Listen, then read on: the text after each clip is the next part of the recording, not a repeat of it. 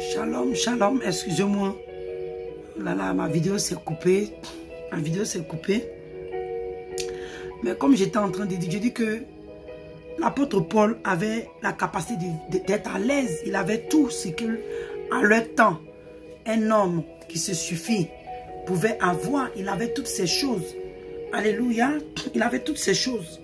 Mais l'apôtre Paul n'a pas regardé l'importance de ces choses quand il a rencontré le Seigneur. Bien aimé, ce que je veux dire en fait, quand tu rencontres le Seigneur, quand il y a une rencontre entre toi et le Seigneur Jésus, on a vu avec la dame qui partait enterrer son fils, cette veuve qui partait enterrer son fils, quand elle a fait cette rencontre avec le Seigneur, sa vie a changé.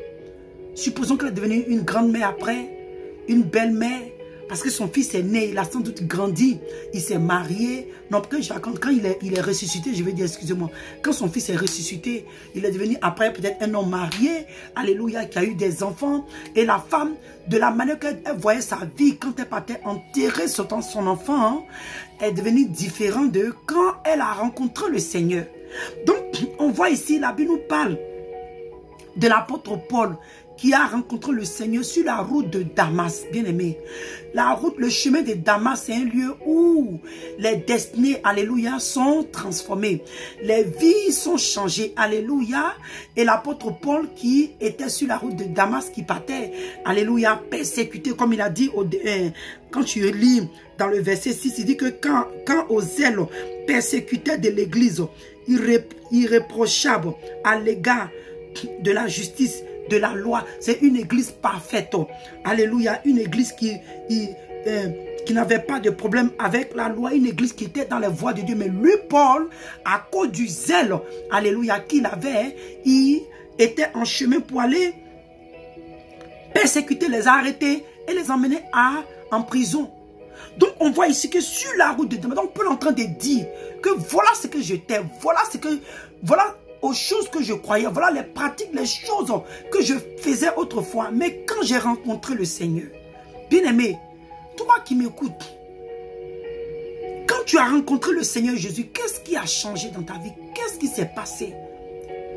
L'apôtre Paul, avec toutes ces choses qu'il avait, il pouvait toujours les avoir et se glorifier en ces choses. Mais il a dit non. Parce que étant serviteur de Dieu, étant alléluia, un homme en plein temps, il ne pouvait plus avoir le temps pour ces choses. Il a compris que c'est mieux de chercher le Seigneur que de courir derrière ces choses-là. Vous voyez, parce que, pourquoi je dis ça? Il était pharisien, il a dit, alléluia. Il était pharisien, il avait la connaissance dans le judaïsme. Il avait la connaissance de la loi. Paul, c'était quelqu'un qui maîtrisait toutes ces choses. Alléluia. Il avait cette grande connaissance. Mais bien aimé, il y a quelque chose qui est arrivé dans la vie de Paul. Paul a rencontré le Seigneur Jésus-Christ de Nazareth en chemin. Il a rencontré celui-là qui change les destinées. Il a rencontré celui-là qui change les vies.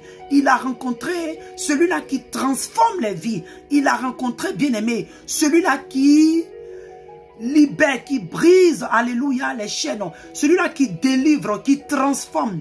Bien aimé, il a rencontré celui-là de la mort qui ramène à la vie. Alléluia.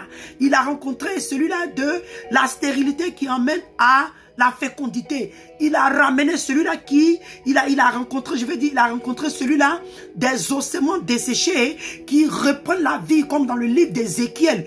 Alléluia. Il a rencontré ce Dieu-là qui transforme. Ce Dieu de gloire. Il est tombé sur ce Dieu-là, bien-aimé, qui a changé sa vie. Donc, à cause de ce qu'il a rencontré le Seigneur, il y a eu un bouleversement dans sa vie. Il y a quelque chose qui s'est passé dans la vie de Paul. Ma soeur, examine-toi, mon frère, examine-toi. Depuis que tu as rencontré le Seigneur, quelles sont les situations qui ont été bouleversées dans ta vie? Quel bouleversement tu as eu? Quand je parle de bouleversement, ça peut être un côté positif ou négatif, mais qu'est-ce que tu as eu? Parce qu'on a vu ici, la vie de Paul, on peut dire que dans la chair, c'est un bouleversement négatif. Mais sur le plan spirituel, c'est un bouleversement positif. Parce que ces choses auxquelles il était attaché, ces choses qu'il accordait tant d'importance, des choses qui étaient des gains pour lui, des choses qu'il considérait, alléluia, sont devenues de la boue. Verset 7, il dit, mais ces choses qui étaient pour moi des gains, je les ai regardées comme une perte à cause de Christ. Vous voyez, il dit ces choses-là qui étaient des choses très importantes pour lui, des choses qui, comment je peux dire, qui avaient des grands prix à ses yeux. Bien aimé, il dit que à cause, il les a regardées comme la perte, comme des choses qui n'ont pas d'importance. Alléluia. Comme des choses qui n'ont pas d'importance à cause de ce qu'il a rencontré. Alléluia. Le Seigneur Jésus-Christ de Nazareth en chemin de Damas. À cause de ce que sa vie, alléluia, il a accepté le Seigneur Jésus-Christ de Nazareth dans sa vie. Dans sa vie. Donc, bien-aimé, quand toi et moi, nous faisons la rencontre de ce Dieu vivant-là, des choses qui ne glorifient pas le Seigneur doivent sortir de notre vie. Quand nous rencontrons le Seigneur Jésus, des choses qui sont négatives, les impuretés, le péché doit sortir de notre vie. Bien aimé, quand nous laissons rentrer le Seigneur Jésus dans notre vie, parce qu'il vient avec ses lois, il vient avec ses ordonnances, il vient avec ses données, il vient avec son style de vie, il vient avec ce que lui, il veut. Il vient parce que tu l'as accepté en tant que Dieu, il ne partage pas sa gloire. Donc quand tu acceptes ce Dieu-là dans ta vie, bien aimé, il vient avec ses données. Et l'apôtre Paul a su ça. Il savait que ce Dieu-là que j'ai rencontré sur la route de Damas est rentré maintenant dans ma vie. Ces choses-là ne doivent plus avoir la place dans mon cœur. Bien-aimé, examine-toi. Je dis que oui, tu as accepté le Seigneur, mais qu'est-ce qui encore? Qu'est-ce qui prend encore la place de Dieu dans ta vie? Qu'est-ce qui lutte encore la place de Dieu dans ta vie? À quoi tu es encore attaché qui prend la place de Dieu dans ta vie? Il dit, et même, verset 8, il dit, et même, je regarde toutes ces choses comme une perte à cause de l'excellence de la connaissance de Jésus-Christ de Nazareth. Jésus-Christ. Il dit, je regarde toutes ces choses comme une perte à cause de l'excellence de la connaissance de Jésus-Christ, mon Seigneur, pour lequel j'ai renoncé à tout. Et je les regarde comme de la boue, afin de gagner Christ. Ah, bien-aimé, pour que toi et moi, on gagne Christ, pour que toi et moi, on soit réellement des personnes qui plaisent à Dieu, nous devons laisser des gains aller. Nous devons laisser des choses qui ne glorifient pas Dieu dans notre vie aller. À cause de ce que toi et moi nous voulons gagner Christ, bien-aimé. Parce que gagner Christ, c'est gagner le ciel. C'est gagner l'éternité au paradis. C'est gagner, alléluia, la victoire. C'est que c'est vivre cette vie qui plaît à Dieu, cette vie de sainteté, cette vie de pureté, cette vie de victoire. Parce que quand tu as le Seigneur Jésus dans ta vie, cela t'emmène à vivre dans la victoire, bien-aimé. Mais aujourd'hui, beaucoup d'entre nous luttons encore avec beaucoup de péchés. Avec beaucoup de péchés. Notre moi est encore en nous. Notre moi. Nous voulons toujours satisfaire ce désir personnel. Nous voulons toujours satisfaire ce moi-là. Nous voulons toujours satisfaire nos intérêts personnels. Mais l'apôtre Paul t'encourage et il m'encourage pour te dire que, hey, mes frères, mes soeurs, écoutez, voilà ce que j'étais, voilà ce que j'étais, voilà des choses que j'ai acquis, voilà des gains, voilà des choses que j'avais entrepris. Mais aujourd'hui, à cause de ce que je suis devenue chrétienne et que le Seigneur m'a ouvert les yeux, que ces choses-là n'ont plus d'importance en tant qu'enfant de Dieu, je les ai laissées aller. Le style de vie que tu avais dit que lui était un persécuteur, c'est vrai, toute sa vie n'était pas un persécuteur de l'église, mais arrivé au moment de sa vie, il était devenu le persécuteur de l'église, bien-aimé. Il y a des choses peut-être que ton style de vie, il y a des choses dans ta vie que tu pratiques qui ne glorifient pas le Seigneur. Qui ne glorifient pas le Seigneur. Seigneur te parle et me parle ici à travers, alléluia, Paul, il dit que même je regarde ces choses, toutes ces choses, comme une perte, à cause de l'excellence.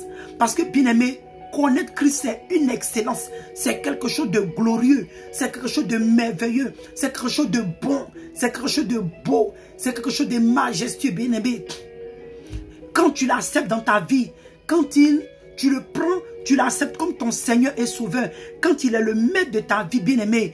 Quand le Seigneur Jésus est le maître de ta vie. Quand le Seigneur Jésus doit te dire ce que tu dois faire, où aller, ce que tu dois manger, ce que tu dois faire, bien-aimé.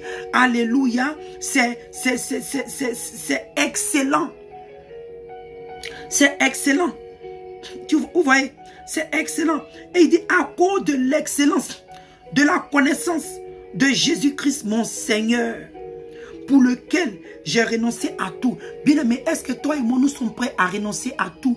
Est-ce que nous sommes prêts à renoncer aux choses qui ne glorifient pas Dieu? Est-ce que des choses qui nous empêchent de grandir dans le Seigneur, est-ce que nous sommes prêts, toi et moi, à abandonner ces choses? Posons-nous la question. Est-ce que nous sommes prêts à abandonner ces choses-là qui peuvent nous empêcher à gagner le ciel? Parce que, bien aimé, ce qu'il est en train de nous dire, il dit, et je les regarde comme de la boue afin de gagner Christ. Parce que, bien aimé, dans ta vie, il y a des choses que tant que tu auras ces choses dans ta vie, tu ne pourras pas gagner le ciel. Tu ne pourras pas avoir une relation personnelle avec le Seigneur. Tu ne pourras pas avoir une intimité avec le Seigneur. Il y a des choses dans ta vie qui t'empêchent, alléluia, le style de vie, le mode de vie, en tout cas ta manière, des choses que tu as dans ta vie. Examine-toi. Et le Saint-Esprit t'a déjà plusieurs fois interpellé. Le Saint-Esprit t'a déjà plusieurs fois interpellé. Le Saint-Esprit t'a déjà plusieurs fois interpellé, bien-aimé. T'a déjà plusieurs fois interpellé. Mais à cause de ce que ces choses ont encore du prix à tes yeux, à cause du fait que ces choses ont encore du prix à tes yeux, tu n'es pas prêt à laisser tomber ces choses. Tu n'es pas prêt à laisser tomber ces choses. Parce que pour toi, tu ne peux pas te séparer de ces choses. À cause de ça, tu ne peux pas laisser tomber ces choses.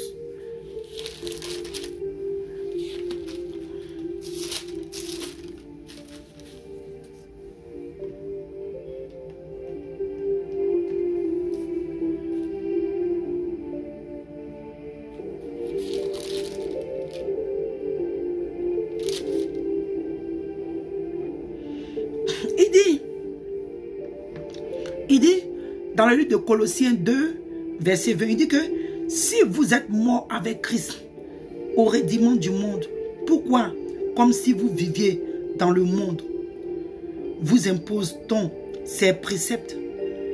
Oui, bien aimé, si toi et moi, parce que ce que l'apôtre Paul est en train de nous dire aussi indirectement, qu'il est mort dans le Seigneur, il est mort avec Christ, c'est que sa vie n'a plus d'importance. Ses désirs, ses intérêts n'ont plus d'importance. Quelque part, il nous a dit, il dit que quelque part, j'ai un peu oublié la femme, il dit, comme il pourrait dire, genre, je vais essayer de préserver ma vie, si comme elle m'était importante, si comme ma vie me coûtait, que si comme ma vie m'était importante. J'oublie même le verset. Mais il est en train de dire que avec l'amour, ce qu'il a reçu dans le Seigneur, sa vie là lui importait peu. Sa vie n'avait pas d'importance pour lui. À cause de ce qu'il a rencontré le Seigneur. Bien aimé, dans la Bible, à part le roi David, l'apôtre Paul, ce sont ces deux personnages là, vraiment. Les autres, oui, mais ces deux personnages, quand je lis leur histoire, c'est des gens vraiment, je demande toujours, Seigneur mon Dieu, accorde-moi la grâce de te servir comme tes serviteurs t'ont servi. L'apôtre Paul, il était à 100% dans le ministère. Il était à 100% pour Dieu. Bien aimé, toi et moi, nous sommes dans le Seigneur, pourquoi est-ce que ces choses-là encore indiquent dans nos vies? Pourquoi est-ce que ces choses qui étaient comme, alléluia, qui sont de la boue, des choses qui sont la boue là, qui encore, ils ont encore la place dans notre vie. Qui ont encore la place dans notre vie. Parce que comme l'apôtre Paul pouvait dire, je reviens encore, il dit ces choses qui étaient pour moi des gains, des choses qui étaient pour moi de valeur, des choses qui étaient pour moi bien aimées. Ça peut être ton travail ne te permet pas d'être en plein temps avec le Seigneur, bien aimé. Il s'agit de ton éternité. Il s'agit de ton éternité. Moi, j'avais un salon de tresse. J'ai fermé parce que le Seigneur ne se plaisait pas dans les artifices, les cheveux artificiels. Bien aimé, je n'avais pas le choix parce que je veux gagner le ciel, parce que je veux plaire à Dieu. Bien aimé, cette marche dans laquelle, cette course dans laquelle nous sommes engagés, tu ne peux pas servir maman et servir Dieu en même temps. Tu ne peux pas servir les dieux de ce monde et en même temps servir Dieu. Bien aimé, il y a eu un moment de ma vie, ça m'a été pénible, mais il fallait que je fasse un choix de laisser ces choses qui étaient des gains pour moi, des choses qui étaient de grande valeur pour moi, des choses qui étaient importantes pour moi, des choses, alléluia, bien aimé, qui étaient pratiquement ma vie. J'étais obligé de les laisser aller parce que je veux gagner le ciel. Parce que la parole de Dieu me dit, il est réservé à un homme de mourir une fois, après quoi vient le jugement. Et la parole de Dieu me dit avant que à quoi ça sert à un homme de gagner le monde quand il doit perdre son âme. Donc bien aimé, à cause de ce que je voulais gagner le ciel, à cause de ce que bien aimé, je veux hériter le royaume des cieux, je veux être sauvé bien aimé. Peut-être que pour toi aller à l'église, c'est peut-être aller le dimanche à l'église, les histoires des paradis là, c'est pas des choses qui t'intéressent, mais bien aimé. Si tu sais pourquoi est-ce que tu es devenu chrétien, si tu sais pourquoi est-ce que tu as donné ta vie à Dieu, bien aimé, tu vas prendre ça au sérieux et tu vas plus t'attacher aux choses de ce monde. Parce que la raison pour laquelle toi et moi nous donnons notre vie à Dieu, ce n'est pas pour terminer sur la terre. Les promesses que le Seigneur nous a faites là, la finalité n'est pas sur la terre ici. Et nous allons partir un jour. Donc pour ne pas que tu partes mal, pour ne pas que tu partes dans un lieu, alléluia, où le feu, alléluia, est actif, comment je peux dire, le feu consume, alléluia. Mais toi et moi, bien-aimés, si nous avons accepté le Seigneur et que nous avons la connaissance de l'éternité où il y a l'enfer et puis le paradis, bien-aimé, ces choses qui étaient des gains qui nous empêchaient de grandir dans le Seigneur, qui nous empêchaient de plaire Dieu à 100%, qui nous empêchaient, bien-aimé, de pratiquer la parole de Dieu, nous devons nous détacher. Nous devons nous détacher, bien-aimés, parce que beaucoup de chrétiens aujourd'hui sont sur le chemin qui est large et spacieux. Il dit que beaucoup sont sur ce chemin. Le Seigneur nous dit que beaucoup de chrétiens sont sur le chemin large et spacieux. Or, ce chemin qui est large et spacieux conduit à la condamnation éternelle. Conduit à l'enfer. Conduit à la perdition, bien-aimés. Donc si toi et moi, nous aspirons au royaume des cieux, nous aspirons, alléluia, à l'éternité avec le Seigneur Jésus-Christ de Nazareth à la fin des temps, nous devons nous détourner du mensonge, nous devons nous détourner de l'adultère, nous devons nous détourner de la haine, de la rancune, de l'amertume, de l'envie, de la jalousie, de la méchanceté, de l'orgueil, de la fierté, de la pornographie, de la masturbation. Nous devons nous détourner de ces choses-là, de la convoitise des yeux et de la chair. Nous devons nous détourner de ces choses. Nous devons abandonner ces choses. Bien-aimés, nous devons nous séparer de l'amour de ce monde, les trucs glorieux de ce monde, bien-aimés, la vanité de ce monde, les choses de ce monde qui t'élèvent seulement pour la terre. Nous devons nous séparer, bien-aimés. Nous devons nous séparer. Ma soeur, examine-toi. Mon frère, examine-toi. Examinons-nous. Qu'est-ce qui tient encore à ton cœur? Qu'est-ce qui est encore dans ton cœur que Dieu t'a plusieurs fois parlé? Laisse cette chose aller. Dépouille-toi.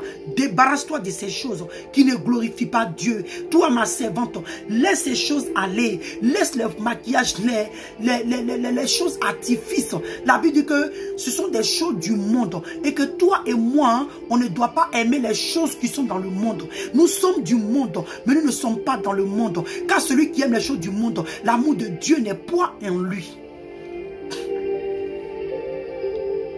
Bien-aimé, il y a tellement de choses.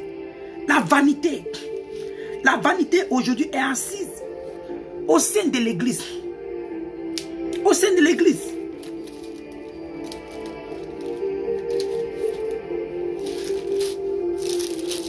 Au sein de l'église. Bien-aimé,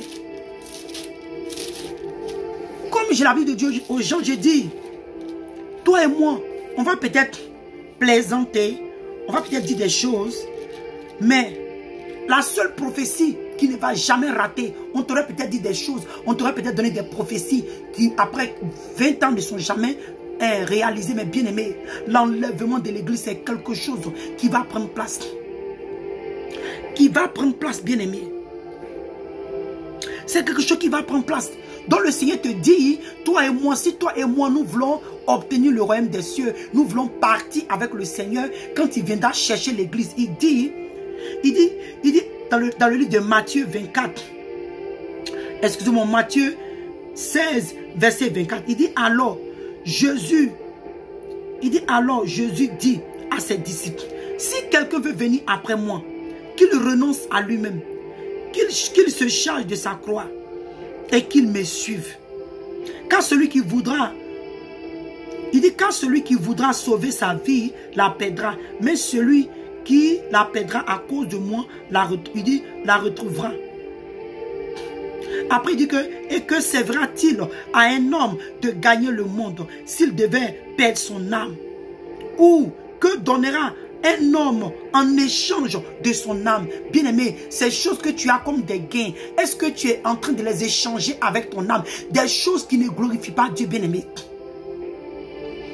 Tu as des choses en possession, il y a des entreprises que tu as prises, ça a été bâti sur le mensonge, sur le sang. Il y a des choses que tu as fait. Il y a le mariage là où tu es assise qui est bâti sur le faux. Tu es encore peut-être dans un deuxième mariage. Le premier mariage était le vrai mariage. Tu es dans le deuxième mariage. Tu es en train de bâtir. Il y a des choses que tu fais, bien aimé. Mais comme je dis, le boulot que tu es en train de faire, la vie que tu es en train de mener, la vie d'adultère, la vie d'impudicité, la vie des choses, alléluia, alléluia, la gloire de ce monde, il y a la vanité, les choses de ce monde, la gloire, l'argent, tu as un boulot que tu fais, la prostitution, les gens te donnent de l'argent, on appelle ça maintenant prostitution, classe. Tu sois avec les hommes mariés, tu sois avec des hommes d'une certaine classe. Et les dimanches, tu viens à l'église, personne ne sait, parce que l'Esprit de Dieu ne travaille pas là où tu es. Tout ce qu'on te dit, on te dit que Dieu va t'élever, Dieu va se glorifier dans ta vie, Dieu va te monter, va t'élever à une dimension. Donc, à cause de ces promesses, et que tu es en train de vivre dans le péché, et que le Saint-Esprit, alléluia, qui n'est pas présent là-bas, n'est pas en train de dévoiler la vie que tu mènes. Et l'homme de Dieu vient te dire, oh, Dieu va t'élever, Dieu va te bénir. Donc tu es encore attaché à ces choses. Parce que tu crois que devant le Seigneur, ces choses-là sont bien à ses yeux. Bien-aimé,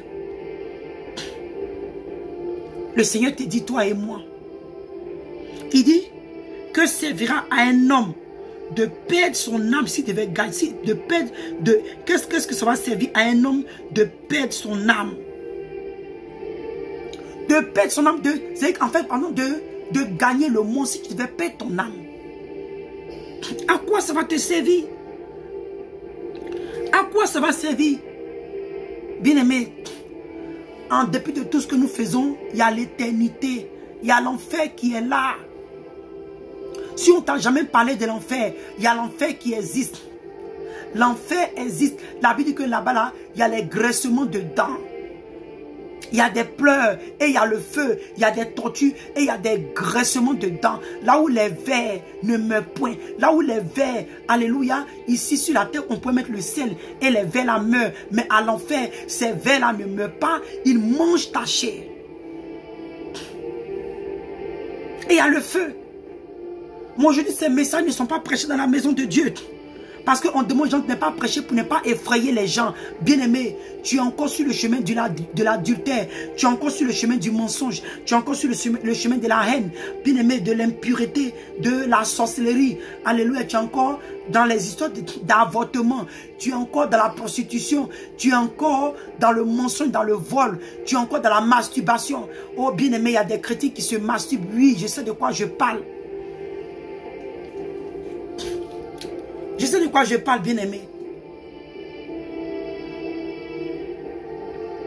Le Seigneur vient à travers ce message-là, cette nuit-là, pour te fortifier, t'encourager. L'apôtre Paul te dit, regarde mon frère, regarde ma soeur, avec toutes ces choses que j'avais, hein, toutes ces choses que j'avais, mais aujourd'hui, à cause de ce que le Seigneur est rentré dans ma vie, il y a des choses qui n'ont plus d'importance. Il y a des choses que je dois abandonner parce que l'enlèvement est pour bientôt. Le paradis est là. Là où il y a la joie, l'amour, la paix.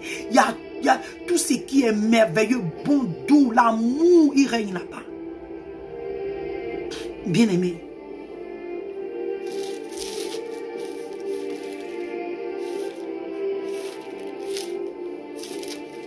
Bien-aimé.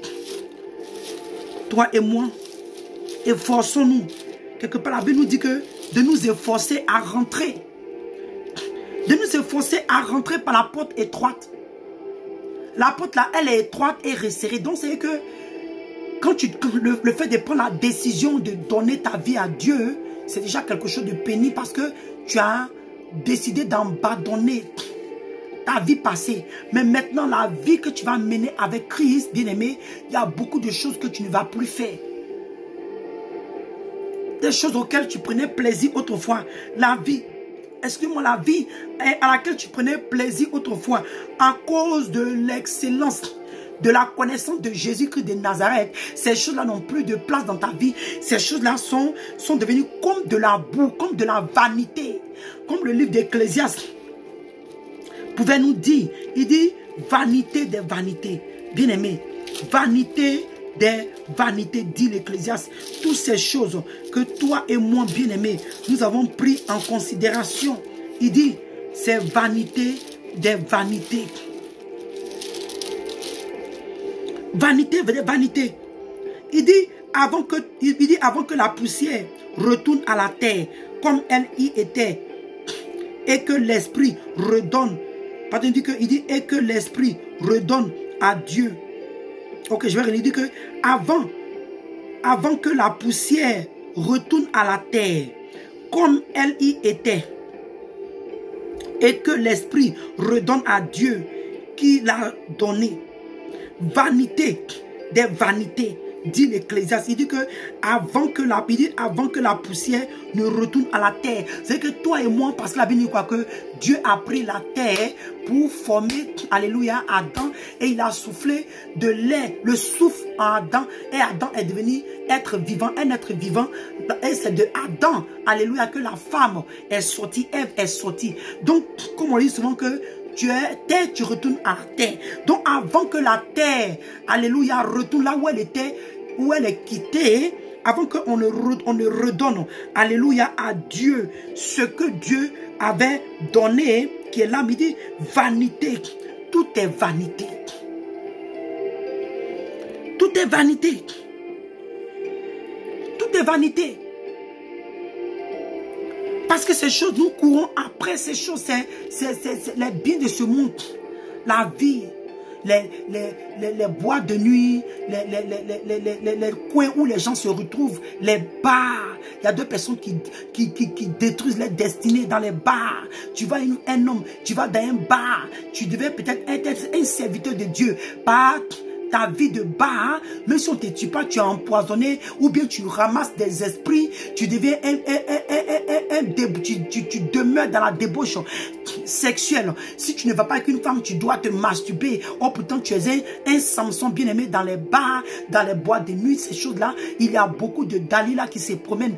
Et toi, en tant que serviteur de Dieu, que tu as l'appel de Dieu sur ta vie, mais à cause de fréquenter ces choses, tu tombes sur une Dalila qui t'emmène à te détourner de ta destinée, à te détourner de ta destinée. À cause de Dalila, Samson n'a pas pu accomplir, alléluia, sa vie. Samson n'a pas pu réaliser le plan, le destin que le Seigneur avait pour lui. Bien-aimé, en dépit de tout, ma vidéo va bientôt se couper. Il dit, écoutons la fin du discours. Crains Dieu et observe ses commandements. C'est là ce que doit faire tout homme. Car Dieu emmènera toute œuvre en jugement au sujet de tout ce qui est caché, bien ou mal. Donc, bien-aimé, toi et moi, même moi-même je te parle. Et des choses m'avaient dit, Seigneur, aide-moi. Parce que je sais que tôt ou tard, je reste dedans, je dois aller en jugement. Bien-aimé, est-ce que je ne suis pas attaqué? Oui. Est-ce que je n'ai pas de faiblesses? Oui. Mais il dit, je puisse tout par celui qui me fortifie, dit Jésus, à cause du Saint-Esprit dans ma vie, à cause de Dieu dans ma vie. Quand je vois que je suis faible quelque part, bien-aimé, je vais dans la prière, je demande Dieu de me fortifier, bien-aimé. Nous sommes exposés. La Bible dit, fuis le péché. Nous tous, nous sommes exposés. Il y a des tentations, il y a des choses qui sont en chemin. Mais à cause de l'Esprit de Dieu qui est en toi, qui se renouvelle. Allez, dit que quand tu es de Dieu, à cause de la sémence que Dieu a mis en toi, alléluia, tu te renouvelles. Quand cette sémence voit, c'est comme je peux dire, comment ils appellent ça même? Oh, quelque chose qui en toi automatiquement, quand il y a un danger, ça... Vous savez un peu de quoi je parle. Quand il y a une attaque, ça se... comment je peux dire en bon français? Bon, je n'aurai pas assez de minutes, mais je vais juste dire qu'il y a cette sémence-là est comme quelque chose qui se défend automatiquement. Quand des choses comme ça viennent dans ta vie, alléluia, la sémence que Dieu a déposée en toi, la puissance, alléluia, du Saint-Esprit, la présence de Dieu, l'Esprit de Dieu, les dons, ce que le Seigneur a déposé en toi. Alléluia. Cette parole, alléluia, que le Seigneur Jésus a déposée en toi, qui produit, alléluia, du fruit. À cause de cette sémence que Dieu a mis en toi, quand même la tentation vient et que tu as une communication avec le Saint-Esprit, que tu prêtes l'oreille au Saint-Esprit, l'Esprit de Dieu te dit, ce que tu es en train de faire, c'est un danger, il y a un danger, attention, ne fais pas ça, ne va pas là. Bien-aimés, nous devons nous rapprocher. Parce qu'à la fin des temps, nous allons rendre compte à Dieu. Oh, bien-aimé, Seigneur, aide-moi. Même moi qui parle de ta part, Seigneur, aide-moi. Jésus, je t'en supplie, donne-moi la force de résister. Car je suis une femme. Car je suis une femme. Mais à cause de ton Esprit Saint qui est en moi, hein, bien-aimé, oh, le Seigneur me donne la victoire sur les ruses du diable. Le Seigneur me donne de résister, oh, alléluia, de résister au péché et de fuir, alléluia, de fuir le péché et de résister au diable.